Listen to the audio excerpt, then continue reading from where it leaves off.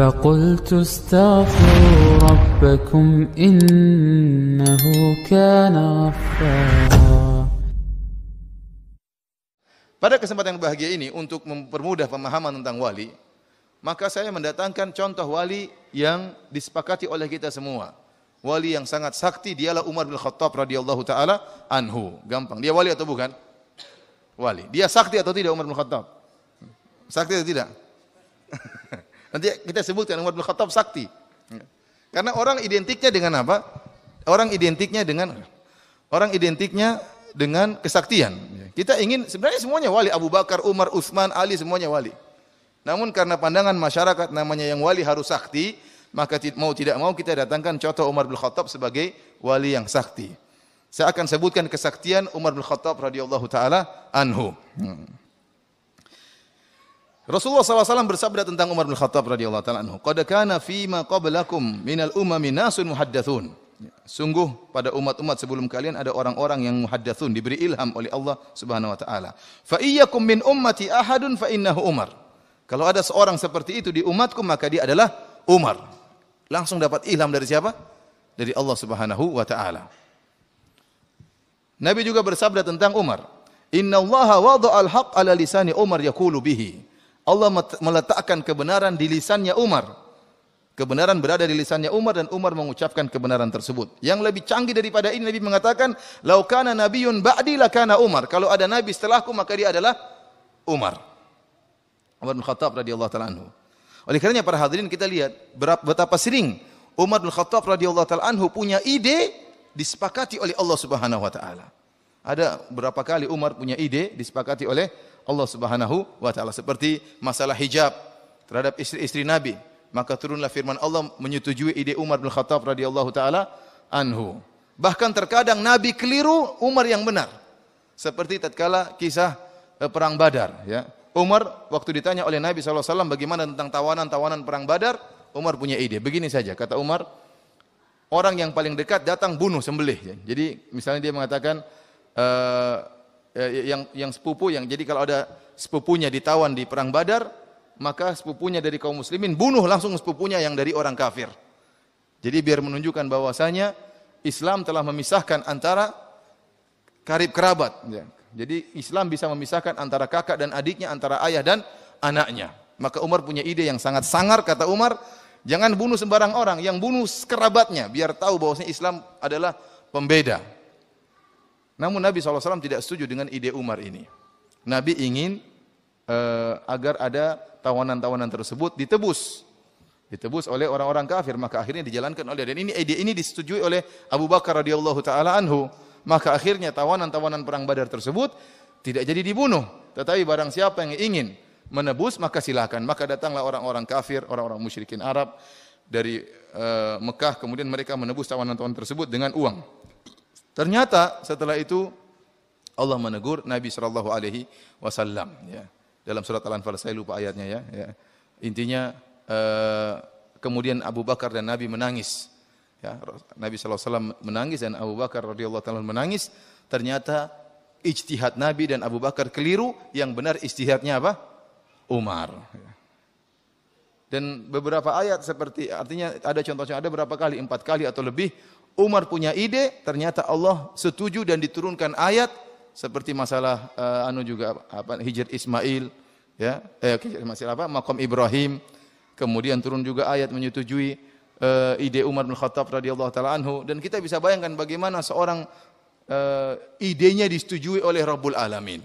Dia wali atau bukan? Ide antum aja belum tentu disetujui oleh kepala sekolah. Kepala sekolah belum tentu setuju, mudir belum tentu setuju dengan ide antum. Ini Umar, idenya disetujui oleh siapa? Allah Subhanahu wa taala. Bagaimana dia bukan wali? Maka dari Nabi, dalam ayat, maka dari Nabi walladzina amanu ayyakuna lahu asra hatta yudkhinu fil ard. Ya. Allah melarang, tidak pantas Nabi dan orang beriman untuk punya tawanan-tawanan. Allah negur Nabi sallallahu alaihi wasallam. Dan Nabi dan Abu Bakar menangis, dan ternyata ide Umar yang benar. Para hadirin dan hadirat yang dirahmati oleh Subhanahu wa taala, kemudian di antara kesaktian Umar pernah mengutus suatu pasukan untuk berperang. dalam perjalanan sebulan perjalanan. Ya jauh lah zaman dahulu sebulan perjalanan dengan onta ya jauh. Kemudian tatkala mereka berperang, Umar lagi sedang khutbah, di tengah khutbah tiba-tiba Umar berteriak di hadapan orang-orang, "Ya Sariyata al-Jabalu, ya Sariyatu al-Jabal." Kata Umar bin Khattab mengatakan, "Wahai Sariyah al-Jabala, hendaknya engkau mendekati ke gunung." Rupanya mereka yang jauh tersebut mendengar ada suara teriakan. Rupanya mereka dalam keadaan genting. Allah menjadikan Umar melihat kondisi mereka dalam keadaan genting. Kalau mereka tidak berlindung ke gunung, mereka bakalan kalah.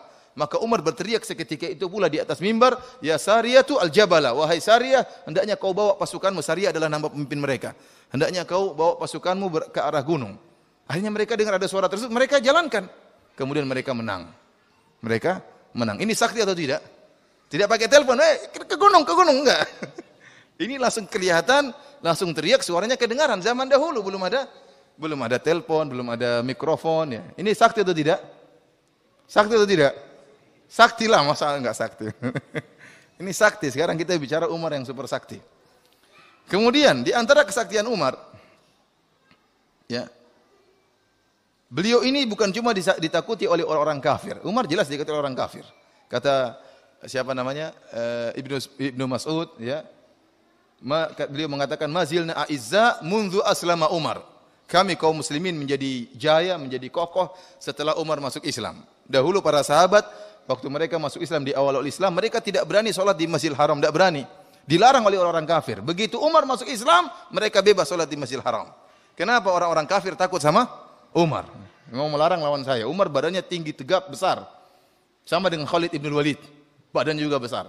Sampai orang-orang terkadang kalau lihat Khalid ibn Walid dari jauh disangka itu Umar. Karena mereka ini mirip. Badannya tinggi dan sama-sama besar. Ya. Badan besar itu pengaruh ya. Saya pernah lihat waktu di Mekah, ini cerita aja, waktu lagi naik mobil, tahu-tahu ada orang di mobil, ada orang di depannya menahan, jadi dia bel-bel orangnya nggak keluar-keluar, bel-bel nggak keluar-keluar, ternyata orang yang mobil di badannya besar sekali. Kalau badannya gede dia takut langsung pergi ya. Dikira yang supir di belakang badannya kecil. Ternyata begitu keluar, wow badannya gede, langsung ya udah, afwan. Kalau kecil mungkin diomelin, tapi enggak berani. Jadi Umar badannya besar dan besarnya badan pengaruh membuat orang-orang kafir takut. Ternyata Umar bukan cuma ditakuti oleh manusia, setan-setan pun takut. Kata Nabi SAW, "Ya Ibn al-Khattab, wahai Ibn al-Khattab, walladhi nafsi biyadihi, demi Allah yang jiwaku berada di tangannya. Malaqiyaka syaitanu qad salikan fajjan illa salaka fajjan ghairu fajjik." Kata Nabi SAW, tidak satu setan pun yang melihat kau menempuh satu jalan, kecuali setan akan lari cari jalan yang lain. Kalau kita, setan ingin dekati kita, kita goda itu, si fulan itu goda. Setan pada mendekat ingin goda. Ini Umar, setan kabur semua. Sakti atau tidak? Ya akhi, sakti. Ada orang kemasukan, Umar datang lari jinnya semua. Makanya kalau ada orang kemasukan sihir, santet, enggak usah baca-baca, datang Umar, setan kabur semua, sembuh langsung. Kenapa? Setan takut sama Umar. Ini saktinya luar biasa. Ya. Sementara kalau kita, setan bukan takut, setan malah mendekat, ingin menggoda. Oleh karena para hadirin rahmatillah subhanahu wa ta'ala, maka tidak diragukan bahwasanya Umar bin Khattab radhiyallahu ta'ala adalah salah satu sosok yang sakti, yang hidup di zaman Nabi Shallallahu Alaihi Wasallam dengan tazkiyah dan rekomendasi dari Nabi Shallallahu Alaihi Wasallam. Akan tetapi, Umar meskipun beliau sakti, beliau tidak maksum.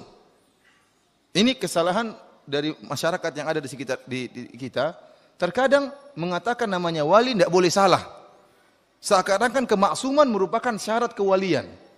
Jadi kalau ada seorang sudah dicap wali, kemudian salah, maka batalah kewalian dia. Ini oleh karenanya masyarakat kita dapati terkadang membela membabi buta. Karena ada seorang sudah dia predikatkan wali, maka meskipun orang itu salah, maka dibela terus. Kenapa? Kalau sampai dikatakan dia salah, maka walinya batal. Ini tidak benar. Tidak benar. Oleh karenanya kita dapati ada seorang kiai, dianggap wali. Padahal kiai ini kadang masuk bar, kemudian minum bir, kemudian minum bir. Kita bilang itu wali kok minum bir, itu haram. Dia bilang itu kan menurut kamu haram. Tapi waktu birnya masuk ke lehernya langsung jadi air putih. Ini mereka bilang demikian. langsung masuk air putih. Subhanallah, dari mana seperti ini? Kalau jadi air putih kenapa mabok? Jadi semuanya mereka takwil karena mereka bilang itu menurut pandanganmu. Adapun menurut mereka itu halal. Mereka mengatakan ada wali ada seorang ya masih hidup sekarang, terkenal ya. Waktu saya ke salah satu kota di Pekalongan diceritakan ada seorang sangat terkenal, namun dia tidak pernah sholat Jumat. Tidak pernah sholat Jumat. Namanya orang kan harus sholat Jumat. Ditanya di mana dia? Dia sholat Jumatnya di Mekah. Sholat Jumatnya di mana? Di Mekah. Teman-teman cerita, akhirnya ada sebagian ikhwan yang dia ngeyel, ingin tahu ini benar ke Mekah atau tidak ini. Katanya sholat Jumatnya, karena sholat Jumat tidak muncul, ditanya kemana, sholat Jumatnya di Mekah. Akhirnya mereka ini tidak sholat Jumat pada waktu sholat Jumat. Ingin bertamu di rumah wali ini. Maka datanglah mereka di rumah wali tersebut. Mereka ketuk pintunya, ternyata sang wali lagi main orgen. Hari Jumat ini dia main apa? Orgen.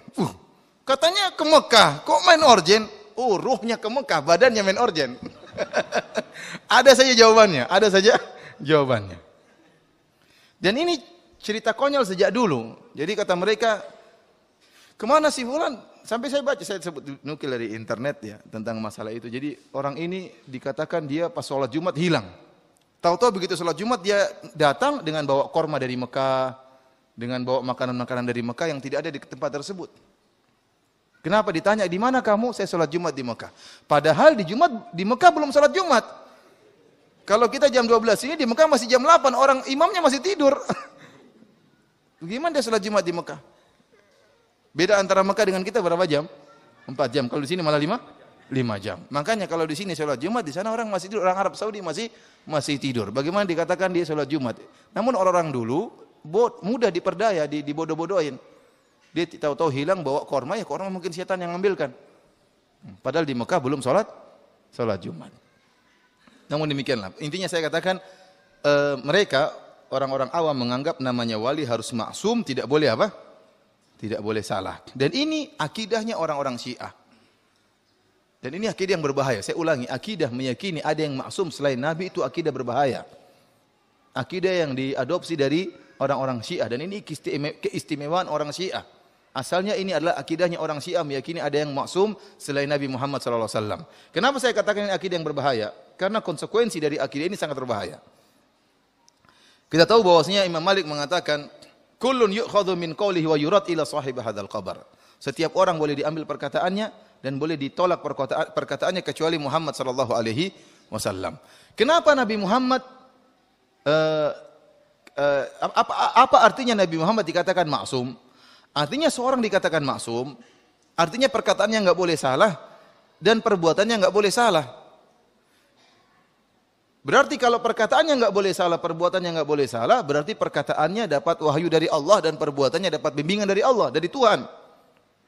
Dan kalau artinya perkataannya dan perbuatannya tidak boleh salah, berarti perkataannya dan perbuatannya merupakan hujjah, merupakan argumen, merupakan sumber hukum. Karena ini pasti benar. Dan kita berhujjah dengan sumber hukum yang benar. Dari sini, makanya sumber hukum Islam ada dua, yaitu Al-Quran dan hadis-hadis Nabi. Kenapa? Karena hadis-hadis Nabi ini bersumber dari orang yang maksum, yang tidak mungkin apa? Salah. Seandainya Nabi mungkin salah, hadis tidak bisa jadi sumber hukum. Saya ulangi. Kalau seandainya Nabi Muhammad mungkin salah, atau kalau salah dia tidak ditegur oleh Allah Subhanahu wa taala, maka hadis tidak bisa menjadi sumber hukum. Kapan hadis harus menjadi sumber hukum? Tatkala Nabi maksum, tidak mungkin salah, maka perkataan dan perbuatannya merupakan sumber hukum. Nah, orang-orang Syiah bikin kesesatan. Mereka mengatakan kita punya imam 12, maksum semuanya.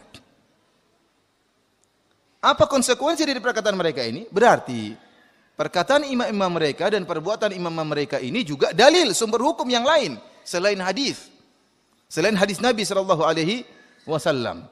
Karenanya akhirnya orang-orang Syiah punya sumber-sumber hukum yang lain. Sumber hadis-hadis mereka bukan hadis-hadis Nabi, tapi hadis-hadis imam. Maka muncullah 8 buku kitab hadis mereka. Kitab hadis mereka bukan Sahih Bukhari, bukan Sahih Muslim, bukan Sunan Abi Daud, Sunan Tirmidzi, Sunan Nasa'i, Sunan Ibnu Majah, Mustadrak Al-Hakim, Musnad Imam Ahmad. Itu semua buku-buku hadis Nabi Muhammad SAW. Mereka punya buku hadis-hadis imam. Apa di buku-buku tersebut? Seperti Al-Kafirul Kulaini, 8 jilid. Antum buka coba. Mungkin hadis-hadis Nabi cuma sedikit. Semuanya isinya berkata imam ini, berkata imam anu, berkata Ja'far as-Sadiq, berkata Muhammad al-Baqir, berkata Ali bin Abi Thalib, berkata Hasan, berkata Husain, berkata Ali Ridha. Jadi buku-buku hadis bukan hadis Nabi, tapi hadis-hadis apa? Imam. Dan ini sumber hukum. Kenapa? Imam-imam mereka maksum. Contohnya lagi, seperti kitab Biharul Anwar, kalangan Al-Majlisi, 110 jilid. Antum baca isinya, berkata imam ini, imam ini. Kalau ada perkataan hadis Nabi, cuma sedikit. Intinya semuanya hadis-hadis imam. Ada lagi tafsir Istibsar, Al-Istibsar, Tahdzibul Ahkam, karangan Tusi. Kemudian Man La Yadurul Faqih. Kemudian kitab Al-Wafi. Kemudian kitab Wasailus Syiah. Kemudian kitab Mustadrakul Wasail. 8 kitab, semuanya isinya hadis-hadis imam. Makanya saya bilang kita enggak mungkin nyambung sama orang-orang Syiah karena sumber hukum kita cuma 2, Al-Quran dan hadis Nabi. Mereka punya sumber hukum yang lain, sumber-sumber hukum yang lain 8 kitab tadi yang kita tidak kenal sama sekali kitab-kitab tersebut. Dan kalau kita mengatakan ada seorang yang maksum selain Nabi SAW, maka kita menghilangkan fungsi Nabi sebagai Nabi terakhir. Saya ulangi, ini poin penting. Kalau kita mengatakan ada orang yang maksum selain Muhammad SAW, maka kita menghilangkan fungsi Nabi Muhammad sebagai Nabi terakhir. Kenapa? Berarti masih ada penyempurnaan, masih ada sumber-sumber hukum yang lain. Sebenarnya imam mereka, imamnya orang Syiah itu sama dengan Nabi sebenarnya. Fungsinya sama. Tatkala kita dikatakan ini maksum, ini juga maksum, maka tidak ada perbedaan fungsi. Sama-sama. Cuma satunya mereka tidak mau menamakan Nabi. Mereka hanya namakan apa? Imam. Namun fungsinya sama. Tidak ada bedanya. Oleh karena mereka meyakini perkataan imam tersebut merupakan sumber hukum. Perkataan imam mereka wahyu dari Allah Subhanahu wa taala. Perkataan imam mereka bisa mengkhususkan hadis Nabi, bahkan bisa mengkhususkan Al-Qur'an. Perkataan-perkataan imam mereka bisa memansuhkan hadis Nabi dan juga bisa memansuhkan Al-Qur'an. Jadi para imam tersebut fungsinya seperti Nabi, tidak ada bedanya. Dan ini menghilangkan fungsi Nabi Muhammad sebagai Nabi terakhir. Buat apa Nabi Muhammad menjadi Nabi terakhir kalau ternyata ada orang yang maksum selain siapa? Selain Nabi Muhammad SAW. Dari sini kita tahu bahayanya agama Syiah karena sumber hukum mereka berbeda dengan sumber hukum kita. Dan masalah maksum selain Nabi Muhammad SAW ini diadopsi oleh orang-orang awam, orang-orang sufi yang ekstrim. Ya. Sehingga mereka menyatakan ada wali-wali mereka harus maksum. Wali-wali enggak boleh salah. Padahal bukanlah syarat wali harus maksum. Makanya saya datangkan contoh Umar bin Khattab radhiyallahu taala anhu. Umar bin Khattab radhiyallahu taala anhu adalah contoh wali. Tadi kita sepakati, sakti atau tidak tadi? Sakti. Namun dia melakukan kesalahan-kesalahan. Contoh kesalahan-kesalahan yang pernah dilakukan oleh Umar. Contohnya tatkala Nabi SAW berumrah pada tahun ke-6 Hijriah bersama 1.400 kaum muslimin yang dikenal dengan umrah Hudaybiyah.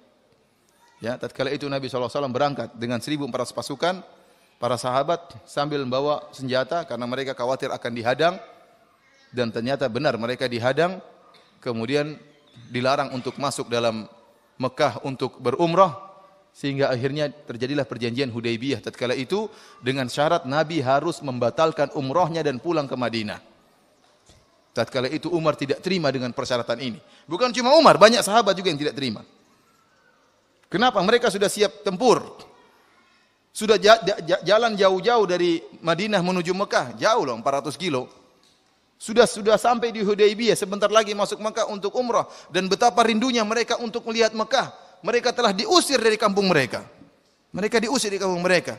6 tahun sudah tidak pernah melihat Ka'bah, tidak pernah tawaf. Mereka betapa rindunya ingin apa? Ingin umrah.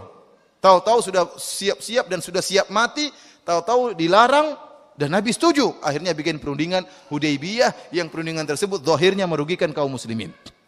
Maka Umar protes saat kala itu. Umar datang kepada Nabi SAW.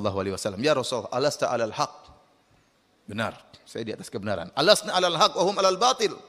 Kata Umar, wahai Rasulullah, bukankah kita di atas kebenaran? Sementara orang-orang musyrikin di atas kebatilan, kata Nabi benar. Kemudian kata Umar bin Khattab radhiyallahu taala anhu, Alaysa qatlana fil jannah wa qatlahum fin nar? Ya Rasulullah, bukankah kalau kita berperang kemudian kita meninggal masuk surga, sementara kalau mereka meninggal mampus masuk neraka? Kata Nabi benar. Kata Umar bin Khattab, falima nu'ti daniyata fi dinina. Kalau gitu ngapain kita mengalah, ngapain kita merendah? Maka Rasulullah SAW tetap bertahan dengan pendapatnya. Umar tidak setuju. dengan apa namanya keputusan Nabi. Maka Umar pun pergi ke Abu Bakar. Bilang, "Ya Abu Bakar, sama perkataan Umar. Wahai Abu Bakar, bukankah kita di atas kebenaran, mereka di atas kebatilan? Kenapa? Bukankah kalau kita meninggal masuk surga, mereka mampus masuk neraka jahanam? Kenapa kita mengalah?" Kata Abu Bakar, "Innahu Rasulullah." Ingat, Muhammad itu utusan Allah, keputusan dia pasti benar. Akhirnya Rasulullah SAW waktu itu menyuruh para sahabat untuk membatalkan umrahnya, untuk mencukur rambutnya, untuk memotong sembelihannya. Mereka tidak mau, para sahabat tidak mau. Disuruh oleh Nabi tidak mau. Dan di sini ingat, di sini orang-orang Syiah berusaha mencela para sahabat. Lihat, para sahabat tidak nurut kepada Nabi Muhammad. Disuruh nyukur rambut tidak mau apa? Nyukur. Para ulama menjelaskan para sahabat kenapa tidak mau nyukur. Mereka berharap Rasulullah berubah pikiran. Karena kan Rasulullah sering musyawarah dengan para sahabat kan. Rasulullah SAW sering musyawarah. Sekarang mereka kasih pendapat mereka. Siapa tahu Nabi berubah pikiran sehingga mereka tidak mau. Jangan dulu. Siapa tahu Nabi berubah pikiran. Akhirnya Nabi pun sedih waktu itu. Maka Nabi ketemu dengan Ummu Salamah. Ummu Salamah mengatakan, "Kau cukur aja rambutmu." Maka Nabi pun mencukur rambutnya di hadapan para sahabat. Setelah para sahabat lihat Nabi sudah cukur rambut, maka enggak mungkin berubah pikiran kalau begitu. Maka mereka langsung segera mencukur rambut mereka dan mereka segera menyembelih sembelihan mereka. Di sini perhatikan, yang benar Abu Bakar atau Umar dalam kasus ini? Abu Bakar. Padahal Umar lebih sakti dari Abu Bakar. Abu Bakar saya tidak pernah dengar ada dalil bahwasanya beliau sakti, tidak ada. Ada yang bisa menunjukkan dalil Abu Bakar sakti? Dari sisi kesaktian ya, tidak ada. Jadi saya katakan Umar lebih sakti dari Abu Bakar. Ternyata dalam kasus ini Umar salah dan Abu Bakar yang benar. Contohnya lagi, contoh kedua. Tatkala Rasulullah SAW meninggal dunia, maka Umar marah tatkala itu. Umar mengatakan, barang siapa yang bilang Muhammad meninggal, saya tebas lehernya. Orang juga takut. Umar kan marah, bawa pedang. Siapa yang bilang Muhammad SAW meninggal dunia, saya potong lehernya. Tidak ada yang bisa menenangkan Umar kecuali Abu Bakar radhiyallahu taala anhu. Abu Bakar ingatkan firman Allah Subhanahu wa taala, "Innaka mayyitun wa innahum mayyitun." Kau akan meninggal sebagaimana mereka juga akan meninggal. Rasulullah SAW adalah orang yang juga akan meninggal. Afa immata au qutilan qalabatum ala aqabikum? Apa kalau dia meninggal, kalian akan berubah kembali ke belakang? Jadi seakan-akan Umar baru mendengar ayat-ayat tersebut. Ternyata dia salah. Yang benar Abu Bakar yang menjelaskan bahwasanya Rasulullah SAW bisa meninggal dunia. Kasus yang ketiga, tatkala Abu Bakar hendak memerangi orang-orang yang menentang membayar zakat. Tatkala itu Abu Bakar keras, sementara Umar melarang Abu Bakar. Kata Umar, "Wahai Abu Bakar, bagaimana kau memerangi orang-orang yang mengucapkan asyhadu alla ilaha illallah wa asyhadu anna Muhammadar Rasulullah?" Maka Abu Bakar bantah. Abu Bakar mengatakan, kecuali kalau mereka melanggar hak la ilaha illallah. Di antara hak la ilaha illallah mereka harus bayar zakat. Maka Abu Bakar pun tetap bersikeras memerangi mereka dan ternyata Abu Bakar di atas kebenaran dan Umar yang keliru. Dari sini kita bisa mengambil faedah bahwasanya seorang wali tidak harus maksum dan tidak maksum. Yang maksum cuma siapa? Nabi Muhammad sallallahu alaihi wasallam. Dan seorang wali bisa saja bersalah dan bahkan salahnya berulang-ulang. Sebagaimana Umar bin Khattab radhiyallahu taala anhu, dia bersalah dan kesalahannya berulang-ulang. Kemudian poin yang sangat penting, perhatikan di sini, tidak berarti orang yang sakti lebih afdol daripada orang yang tidak sakti. Perhatikan ini. Maksudnya apa? Wali tidak harus sakti. Mana yang lebih wali, Abu Bakar atau Umar? Abu Bakar jelas lebih wali. Kalau kita bicara tentang keutamaan Abu Bakar terlalu banyak. Bahkan di antara perkataan Umar, la wuzina imanu Abi Bakrin ma imanil ummah la rajiha imanu Abi Bakrin. Kalau tidak salah diriwayatkan dari perkataan Umar. Kata Umar mengatakan, kalau seandainya ditimbang imannya Abu Bakar dibandingkan dengan imannya umat, maka masih lebih berat imannya Abu Bakar. Luar biasa keimanan Abu Bakar radhiyallahu taala anhu. Tatkala Umar berusaha untuk melombai Abu Bakar, Umar menyumbang dengan setengah hartanya, ternyata Abu Bakar menyumbangkan dengan seluruh hartanya. Kalah ya Umar bin Khattab. Jadi Abu Bakar luar biasa. Dan nilai dia lebih tinggi daripada Umar bin Khattab radhiyallahu taala. Ternyata kalau dilihat dari kesaktian, Umar lebih sakti daripada Abu Bakar.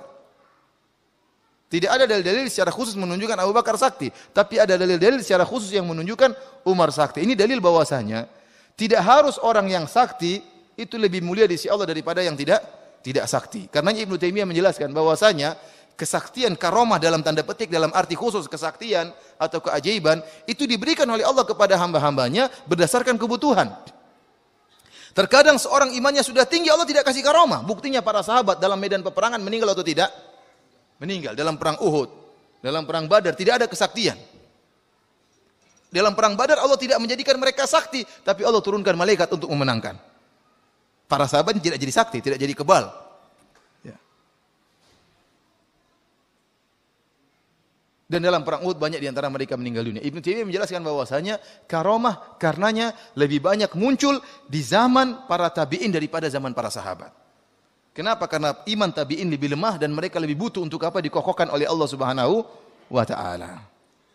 Oleh karenanya saya katakan bahwasanya kalau ada orang misalnya diberi karomah berupa kesaktian, bukan berarti dia lebih mulia daripada yang tidak punya kesaktian. Dalil yang paling nyata adalah antara Umar dan Abu Bakar radhiyallahu taala anhu. Abu Bakar lebih mulia daripada Umar bin Khattab radhiyallahu taala anhu. Ya, akan tetapi Umar lebih sakti daripada Abu Bakar radhiyallahu taala anhu.